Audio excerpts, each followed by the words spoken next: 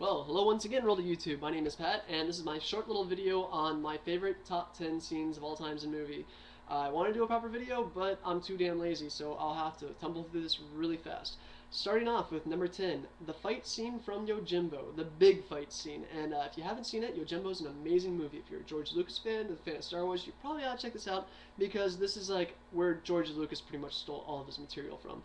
The reason why this fight scene is so cool is that it takes place between this bodyguard samurai type person, Yojimbo, and the rival gang that's left over afterwards. It's actually it's been remade into another movie called Fistful of Dollars. So if you've seen that, it's kind of similar, but some slight changes. Anyways, the boss leader or whatever, the new boss that came into town, came from the West and a visit from the West in America, and he comes back with a revolver. So the you have to see it. Basically, they break both of this guy's arms and legs, and he trains for damn near a year with throwing knives so that he can go ahead and counteract this guy's having a pistol, and it's just a really cool scene. Worth watching. Going along, number 9, Raging Bull, the fight scene with De Niro. And it's just an amazing cinematography. It's probably one of Scorsese's best movies, and like it's kind of cool because it changes like the glorification of boxing into like this blood sport, and like just a scene where like blood spraying out over the audience, and like the blood dripping off the rope, and just De Niro going, "Come on, hit me, hit me!" It's a great scene, great scene. So that's my number 9.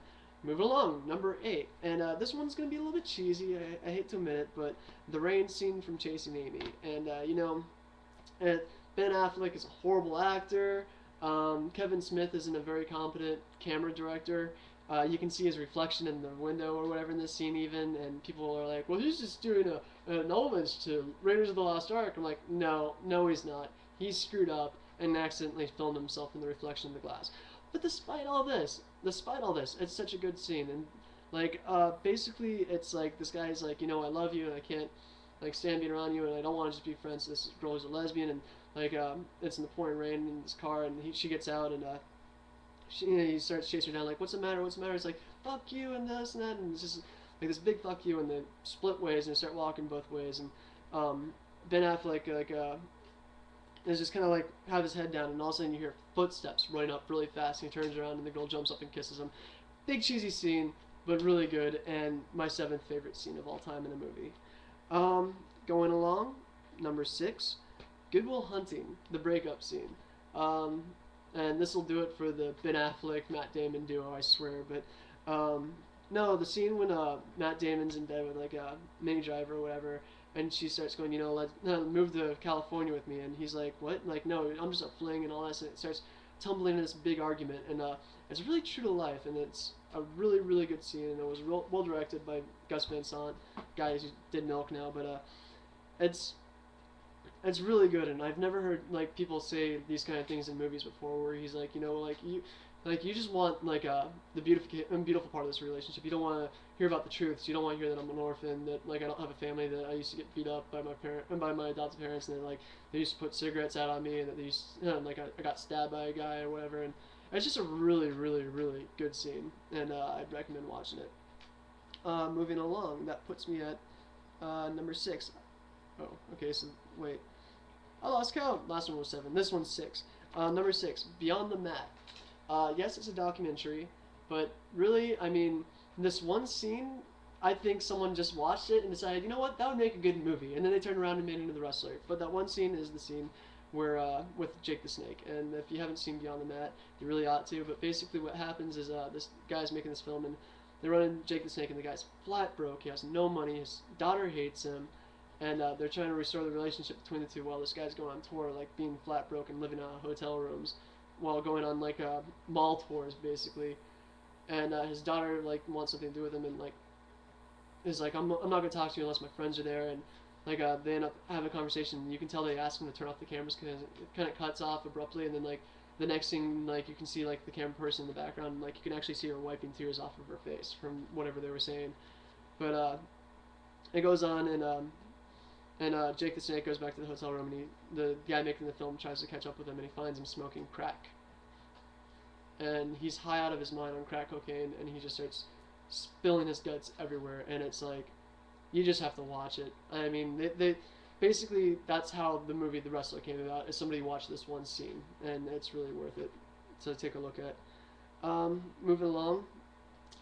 This one I couldn't find a proper video for, but the Elephant Man, and not the train scene, which is a very good scene, but the scene where basically he is Anthony Hopkins is taking him in and he starts like teaching him and getting him to talk and trying to help him, and he takes him to go meet his wife or whatever for dinner, and his wife like doesn't react to him like and freak out, and she treats him like a human or whatever, and like is kind to him, and he starts crying, and she's like, well, what's the matter, what did I say?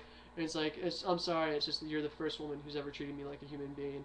And you know, John Hurt just played that scene amazingly, and you know, it really gets me choked up to watch, and I think it's a really good scene, and that's why I have it at my number 5. Going along, Trainspotting, my favorite movie of all time, my 4th favorite scene of all time, and that's the last shot.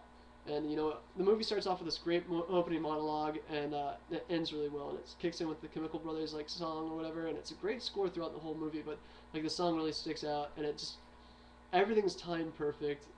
And basically, he's in a hotel room with all these friends, and in the movie he's like a heroin addict, and like he gets off of it, but then his friends from the past gravitate towards him and pulls him back in his lifestyle, and they end up like having this deal with heroin where they get a bunch of it or whatever, and they sell it for super cheap and make a killing, and like the guy who's holding the money actively while they're in this hotel room and everyone's asleep is a complete psychopath. And like the scene before, he breaks off a beer glass in the guy's face, and he's just like this destructive force. And Rent, played by Ewan McGregor, is trying to get away from all that, and he ends up taking the money, and he ends up leaving the room. And you know, like his friend Spud is like a kind of a weak character, and he like opens up his eyes and sees him, and he's shaking his head like, don't do it, don't do it. And he like nods to him and walks out.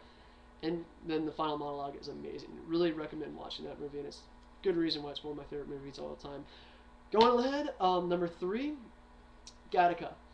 And, you know, it's a shame that people just dismiss this as a science fiction movie because it's so much more than that. And it really, like, I think that this movie could have been, like, a contender for Oscars, but people aren't that open-minded and they see it as a genre film. But anyways, the scene that I'm referring to is the showdown between Vincent and Antoine. And if you don't know the premise of the movie, basically the idea is that, like, this guy Vincent has an genetically imperfect heart, and he can't get a job because of it. He wants to be an astronaut, and his brother's like genetically engineered to be a perfect like a person where he's a perfect athlete, perfect mentally, and like has no genetic defects. Like this guy, his brother Vincent has a bad heart.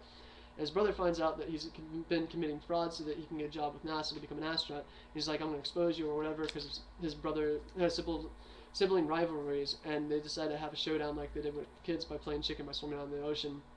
And they're swimming and swimming and swimming, and his brother finally goes, you know, like, Vincent, stop, we can't go any further, we can't see the ocean, like, we have to turn around. And he's like, I give up, you win. And Vincent's like, do you know why I always beat you? It's like, why is that? It's like, because I've never held anything back for the swim back. And it's a cheesy line, but it's really a good line. And okay, so that puts me at number 2, and I'm running low on time. So Royal Tenenbaums, the suicide scene.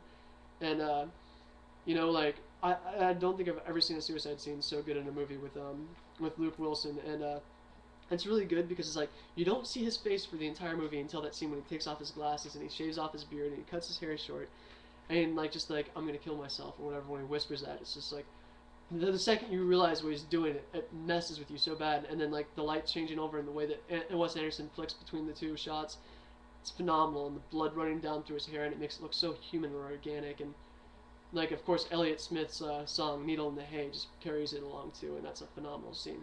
But it is not my favorite scene of all time, and my favorite scene of all time is also carried by a score, and that would be the last shot from the movie Magnolia.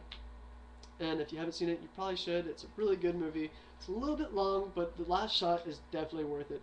And the last shot, it's one of these movies that crosses a bunch of stories, and in the end, this guy Jim who's a police officer, ends up hooking up with a junkie, not, I think it was cokehead. Yeah, she was a cokehead, and you know, like she just had like this really bad night where she was up all night crying with her mother or whatever, because she's like talking about how her father molested her and stuff. But like all this stuff happens, and the last shot though, it's like this music's playing, Amy Mann's score, Save Me, and it's like you can just barely hear a whisper of what he's saying. You can't really make out what he's saying, but it's like a conversation everyone's heard before about getting this woman's life together. And the last shot is like she looks dead in the camera and smiles, and it turns black, and like the song picks up. And every time I see that scene, I get a shiver down my spine. Well, anyways, I'm out of time. Thanks for watching. Please watch others.